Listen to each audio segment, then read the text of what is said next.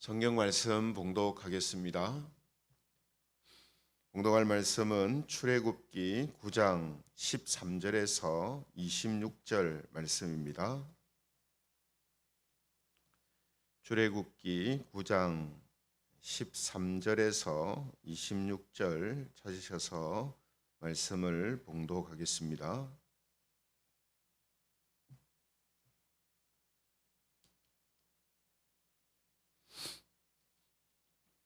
죄송합니다. 출애굽기 9장 1절에서 12절입니다. 출애굽기 9장 1절부터 12절까지 말씀을 제가 봉독하겠습니다. 출애굽기 9장 1절에서 12절입니다. 여호와께서 모세에게 이르시되 바로에게 들어가서 그에게 이르라. 히브리 사람의 하나님 여호와께서 말씀하시기를 내 백성을 보내라. 그들이 나를 섬길 것이니라.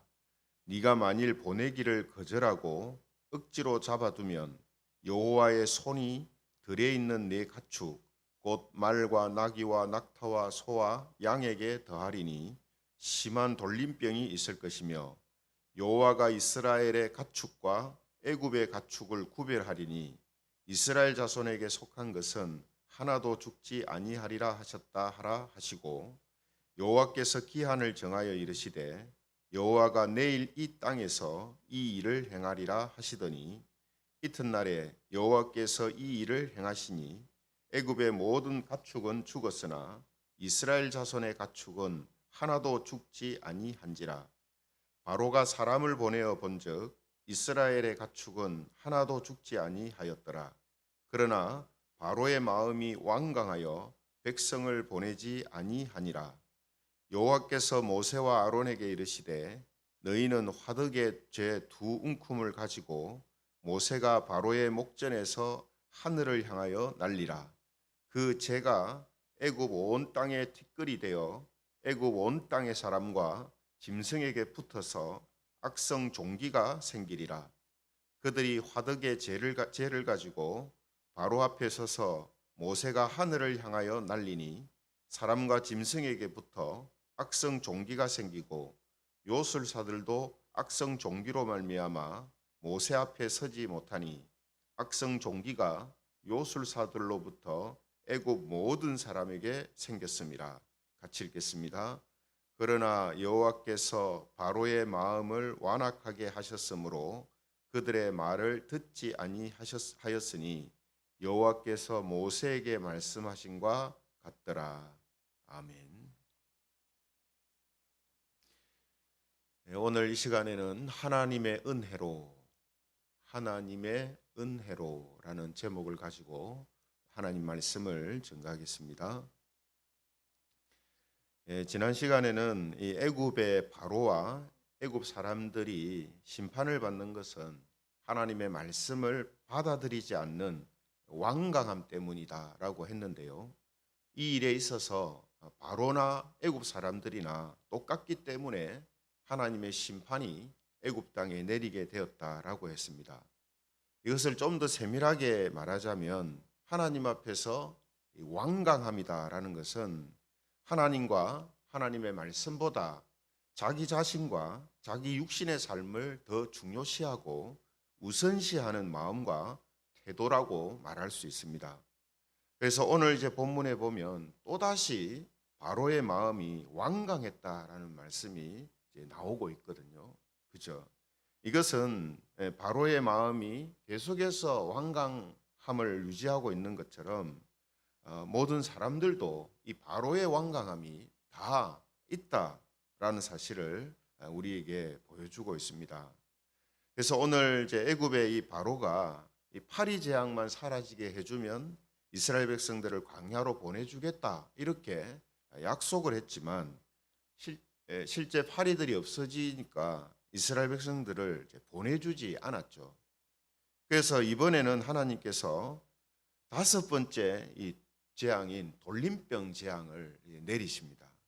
그래서 또다시 백성들을 보내지 않으면 이번에는 사람이 아니라 가축들한테 심한 돌림병이 있어서 다 죽게 될 것이다. 이렇게 경고를 하시거든요. 그래서 지난 우리 수요 기도회 때 말씀을 살펴보았습니다만, 우리가 고고학적으로 볼 때에 이 바로 람세스 2세가 있었던 이 시대 이후로 그 도시가 없어진 것처럼 이렇게 고고학적으로 증거가 드러나는 그 이유가 어디냐면, 우리가 사실 이 애굽 땅에 내린 재앙 하나하나를 이렇게 보면 한 가지만 내려도 그 당시에 이 사람들이 여기서 살기 어려울 정도로 정말 심한 그런 재앙이다라는 사실을 우리는 알 수가 있습니다. 그렇죠? 그래서 나일강 물이 또 애굽 땅 전역에 있는 물이 피로 변했다라고 말하고 있는데, 이 재앙 하나만 해도 나일강을 중심으로 도시를 건설하고 또 생활을 했었던 이집트인들로 봤을 때는 이 도시에 살 수가 없는 거죠. 그래서 오늘 이번에는 사람이 아니라 가축들한테 재앙이 내립니다. 그러니까 애굽 전역의 가축들이 뭐 다 죽었다 이렇게 생각해도 무리가 아니죠. 이런 상황에서 어떻게 계속해서 이 땅에서 살 수가 있겠습니까? 그렇죠? 그래서 실제로 하나님께서 하신 말씀대로 이 일이 그 다음 날 이루어지게 되죠.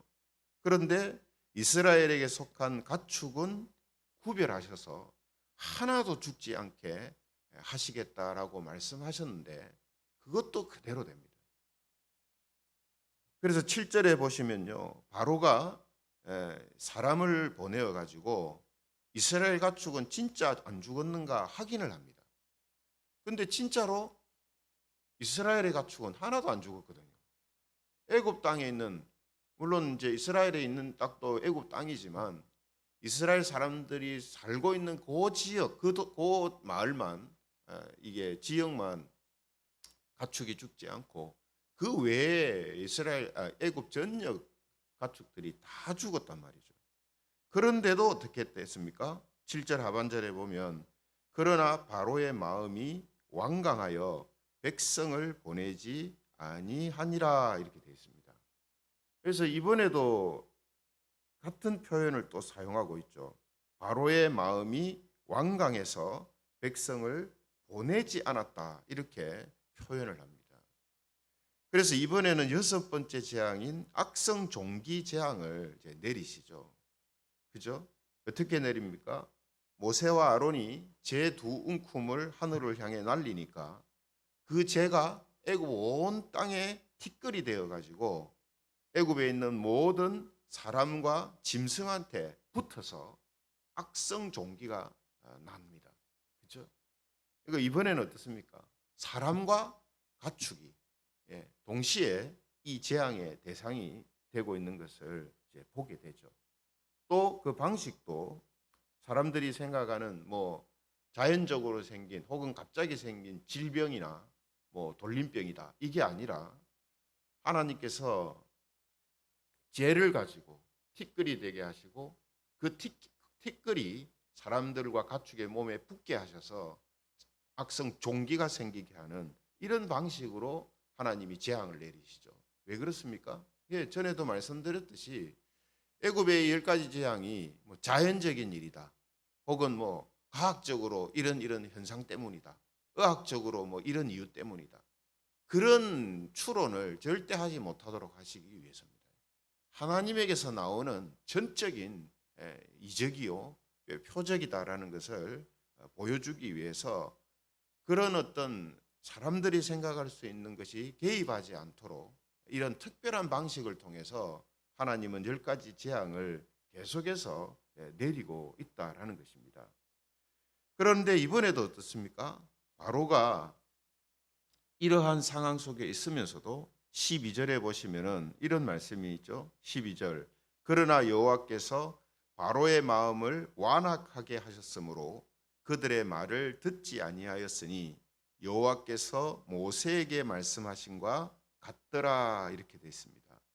그러니까 이번에는 완악이라는 표현을 쓰죠. 그죠? 완강이라고 했다가 완악이라는 표현을 씁니다. 그래서 물론 이제 이 표현이 우리 한글 성경에서만 나타나는 표현이라고 할 수 있는데 사실은 이 완강이라는 의미 속에 이 같은 의미가 같이 들어 있는 거죠. 완강이라는 이 마음, 완강한 마음, 무거운 마음, 꼼짝도 안 하는 마음, 말씀 앞에서 전혀 미동도 하지 않으려고 하는 마음, 이 마음은 악입니다. 완악한 거죠. 그죠? 하나님의 말씀을 듣고 불순종하는 거, 이거는 마음이 그냥 뭐 완강하다 이런 개념이 아니라 완악한 겁니다. 악한 거죠. 그런데 오늘 12절에 그 완악함이 어떻게 생겼다라고 합니까? 여호와께서 바로의 마음을 완악하게 하셨다라고 이제 말씀하죠. 우리가 여러분 이제 성경을 볼 때에 제가 가끔씩 이야기를 하는 겁니다만 하나님께서 가장 기본적이고 중요하게 이야기하시는 말씀들이 있습니다. 근데 그 말씀과 좀 다른 표현들이 나오는 말씀들이 있거든요. 그럴 때 사람들은 막 헷갈려 합니다. 가장 기본적이고 근본적인 하나님의 어떤 뜻을 헷갈려 한단 말이죠. 그러나 헷갈려 하면 안 됩니다. 기본적이고 근본적인 것은 변함이 없어요. 단지 그것을 표현할 때 다른 어떤 의도나 다른 의미로 표현을 하는 것이지 하나님이 기본과 근본이 바뀌는 게 아니란 말이죠. 오늘 이 말씀을 우리가 보면서도 하나님께서 이 말씀과 관련된 가장 기본적이고 근본적인 하나님의 그 모습이 무엇입니까? 하나님께서는 사람들을 뭐 악하게 만들고 또 뭐 그 사람들이 잘 살고 있는데 이 뭐 하나님께서 심술을 부리고 그런 분이 아니단 말이죠. 그렇잖아요. 하나님이 착하게 사는 사람들을 악하게 만들고 착한 마음을 갖고 있는 사람은 악한 마음으로 가지게 만들고 성경은 전혀 하나님을 그렇게 이야기하지 않거든요. 그런데 오늘 본문 어떻습니까? 12절에 여호와께서 바로의 마음을 완악하게 하셨다 했잖아요. 그러면 또 이걸 갖고 고민하는 거예요. 하나님이 어떻게 사람의 마음을 완악하게 할 수 있나? 이런 하나님이 맞나? 뭐 이렇게 하는 고민은 할 수 있는데 하나님이 이런 하나님이라고 생각을 하면 안 된단 말이죠. 그렇죠? 그래서 지난번에 말씀드린 것처럼 여호와께서 애굽 사람들의 마음을 완악하게 하셨다. 혹은 하나님께서 사람들의 어떤 마음이나 혹은 삶의 어떤 모습이나 방향을 바꾸셨다라는 이런 그 표현들이 나올 때 그것은 하나님께서 전혀 그렇지 않은 사람들을 하나님이 그렇게 바꾸었다라고 생각하면 안 됩니다. 나쁜 일에 있어서. 그죠? 좋은 일은 하나님께서 바꾸시죠. 그죠? 근데 나쁜 일을 하나님이 조장하고 만들고 꾸미고 계획하고 이렇게 생각해서는 안 된단 말이죠. 그래서 하나님께서 바로와 애굽 사람들의 이 마음이 착했는데 악하게 하셨다라는 뜻이 아니라는 사실을 이것을 우리 꼭 기억해야 합니다. 왜 이게 중요하냐면요. 이렇게 생각을 하면 우리 자신의 삶도 그렇게 본단 말이죠. 나한테 안 좋은 일이 생기면 하나님께서 나이가 잘 살고 있는데 못 살게 한 것처럼 이렇게 생각한단 말이죠. 그러나 그렇게 생각해서는 안 됩니다. 혹 그럴 때가 있다 할지라도 그건 특별한 경우지 하나님이 그런 분이는 아니란 말이죠. 우리가 이제 욥기 같은 경우도 안 그렇습니까? 하나님께서 욥이 이제 시험을 당하도록 사단이 시험하도록 허락을 하시잖아요. 허용을. 그런 경우는 하나님께서 특별하게 그렇게 하시는 겁니다.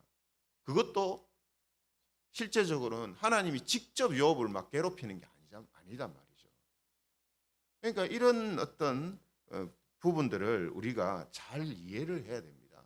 그래야 우리 자신에게 생기는 모든 좋은 일들은 다 하나님이 하신 일이고 또 나쁜 일도 다 하나님이 하신 것이다. 이래 생각을 하니까 자기한테 안 좋은 일이 생기고 하면 하나님을 떠나버린단 말이죠. 그렇게 생각해서는 안 됩니다. 그래서 뭐라고 제가 이 부분을 설명했습니까? 하나님께서 바로와 애굽 사람들이 하나님과 하나님의 말씀을 거절하는, 즉 이스라엘 백성들을 자기 육신의 필요에 의해서 보내지 않고 하나님의 말씀을 거절하는 이러한 완악한 마음을 그냥 두셨다는, 그냥 두셨다. 바꾸지 않고 그냥 두셨다. 그러니까 여러분, 왜 사람들이 자꾸 나쁜 일, 악한 일, 이런 일들을 하나님이 만들으셨다고 생각하냐면, 모든 사람들이 그러한 일들이 생길 때에 그런 모든 일들을 하나님께서 하셨다라고 생각하시는 이유가 무엇인가 하면, 그냥 놔두면 사람들은 잘 살 건데 이렇게 생각한단 말이죠. 하나님이 안 건드리면 그냥 잘 살 건데 이렇게 생각한다는 거예요. 그래서 이 세상도 그냥 놔두면 봐라, 얼마나 사람들이 세상 살기 좋게 만들고 편리하게 만드냐, 이런 착각을 한단 말이에요. 그 왜 착각입니까? 하나님께서 그냥 놓아두시면 세상은 말 그대로 그냥 지옥이 돼버려요. 그냥 아비규환이 돼버린단 말이죠.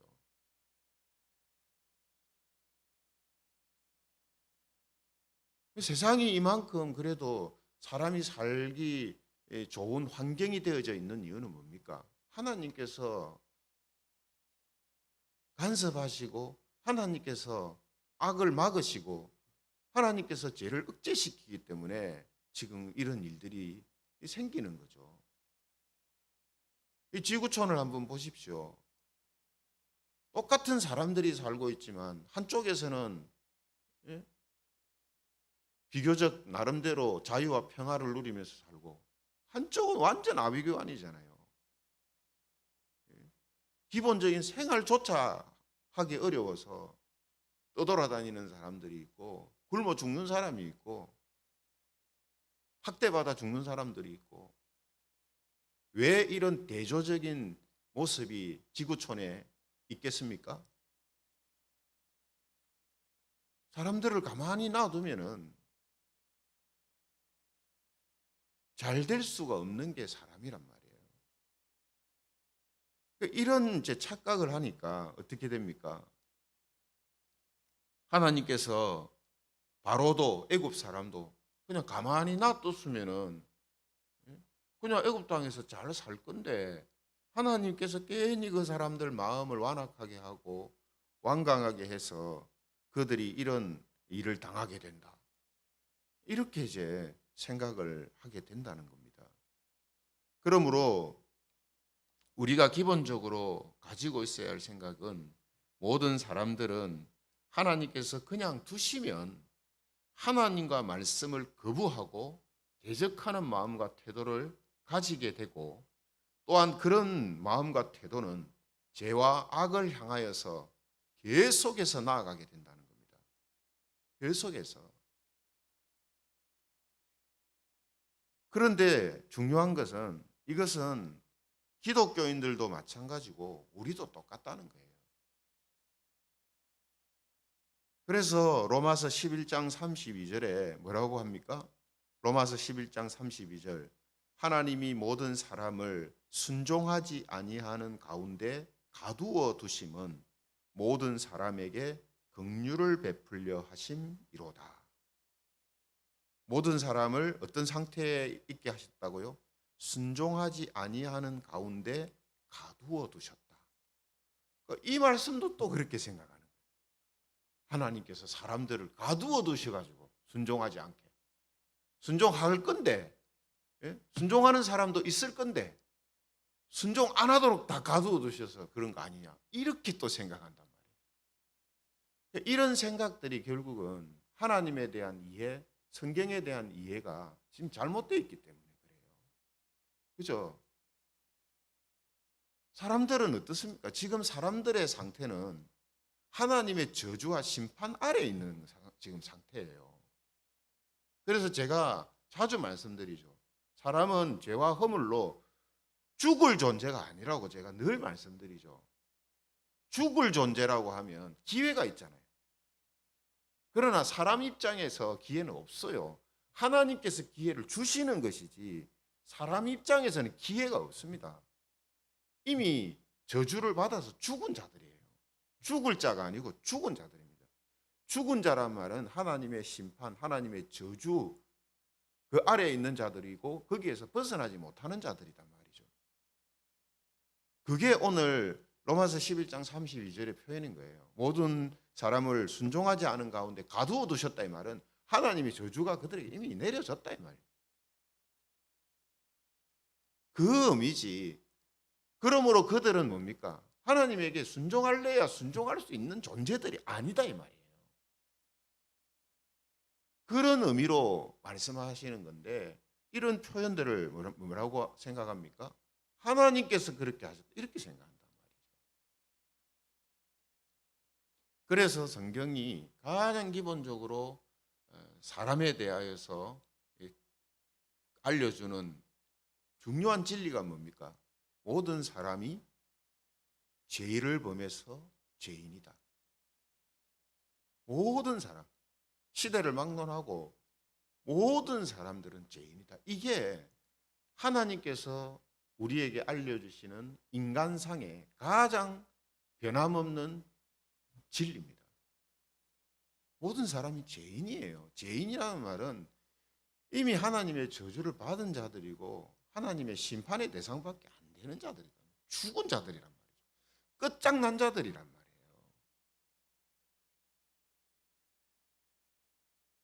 그런 의미에서 지금 말씀하는 겁니다. 그러므로 이런 사람들 중에 하나님과 말씀을 받아들이고 믿고 순종하는 그런 교인들이 생기고 또 우리가 바로 그런 사람들로 살아가고 있는 것은 사람의 본성 때문이거나 혹은 내가 자라온 환경, 믿는 집에서 태어났기 때문이다. 혹은 특별한 어떤 것이 내게 있어서다. 그게 아니란 말이에요. 물론 하나님이 그거를 사용을 하실 수는 있습니다. 그러나 그것이 근본적인 이유가 아니란 말이에요. 내가 예수 믿는 집안에 태어났기 때문에 내가 예수를 당연하게 믿는 거다. 그것 때문에 내가 예수 믿게 된 거다. 그게 아니란 말이에요. 아니라고 하는데도 자꾸 그렇게 생각한단 말이죠. 물론 하나님이 그거를 이용하셔서 나를 하나님 믿는 자들로 세우시는 거, 그래서 그게 은혜의 방편이 되지만 그것이 방편이지 근원적인 이유가 되는 게 아니란 말이죠. 이 부분을 여러분 자주 언급을 하고 이야기를 해야 되는 이유가 뭐냐면 오늘 제가 자꾸 표현하고 있는 것처럼 우리는 자꾸 그렇게 생각하는 마음을 가진단 말이죠. 자꾸. 그러므로 우리가 하나님을 믿는 자들로 살아가고 있는 것은 하나님께서 우리에게 말씀을 듣는 귀, 깨닫는 마음을 주셨기 때문이다라는 이 사실, 또 믿음을 선물로 주셨기 때문이다라는 이 사실, 이것을 우리가 잊지 않아야 한다라는 겁니다. 성경은 계속 그걸 이야기하잖아요. 계속. 근데 여러분, 우리가 생각하는 것보다 훨씬 더 많은 교인들이 이 부분을 그렇게 생각하지 않습니다. 그냥 신앙생활 열심히 하는데 충성하고 헌신하는 사람인데도 이런 생각이 아니고 자기가 뭔가를 함으로 인하여서 하나님께서 자신에게 이런 것들을 준다라고 생각하면서 신앙생활을 하는 사람들이 우리가 생각하는 한 이 정도 있을 거다라는 것보다 훨씬 더 많은 사람들이 그렇게 생각하고 있다는 거예요. 저도 그랬고요. 그러나 그렇지가 않다라는 겁니다. 그래서 앞서 우리가 찬송한 것처럼 아 하나님의 은혜로 이 쓸데없는 자 왜 구원하시는지 나는 모르겠다. 이 표현 속에는 뭐가 들어가 있는 겁니까? 아무리 생각해도 나는 구원받을 어떤 자격이나 하나님의 은혜의 대상이 될 만한 모습이 없다, 이런 의미가 이 가사 속에 들어가 있는 거죠. 아무리 생각해도 없다는 거예요. 그래서 결론이 뭡니까? 아, 하나님의 은혜구나. 이게 결론이란 말이죠. 그러므로 우리는 하나님과 하나님의 말씀을 거부하고 대적하는 바로와 애굽 사람들을 보면서 우리와는 다른 사람이다라고 생각해서는 안 되는 것입니다. 그런데 또 그렇게 생각을 해요. 나하고는 별 상관없는 사람이에요. 네. 교인들도 그렇게 생각해요.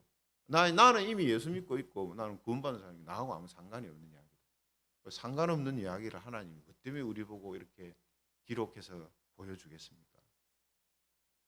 우리가 바로 그런 사람들이었고 또 우리가 바로 그런 사람들과 같이 살 수 있는 가능성이 있기 때문에 우리하고 관련이 있는 거예요. 그래서 하나님이 우리에게 이런 말씀을 주시는 것이다 하는 거죠. 그러므로 우리도 하나님의 긍휼하심이 아니면 하나님과 말씀 앞에서 저렇게 할 수밖에 없는 존재구나. 이렇게 깨달아야 하는 겁니다.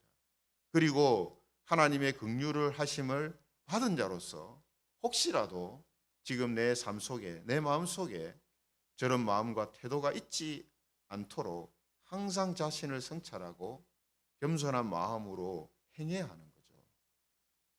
그렇게 하라고 오늘 이런 말씀들을 우리에게 계속 반복해서 다양한 형태로 우리에게 주시는 것입니다. 그러므로 오늘 하루도 하나님을 믿고 말씀에 인도하심을 받으며 살아가고 있는 것이 찬송한 그대로 하나님의 은혜다라는 사실을 기억하면서 하나님과 말씀을 따라 사는 일에 흔들리지 아니하고 열심을 내는 그런 김해 재건교회 모든 성도들이 되시기를 성부와 성자와 성령 하나님의 이름으로 축원합니다. 말씀을 생각하시면서 같이 기도하면 좋겠습니다. 오늘 바로와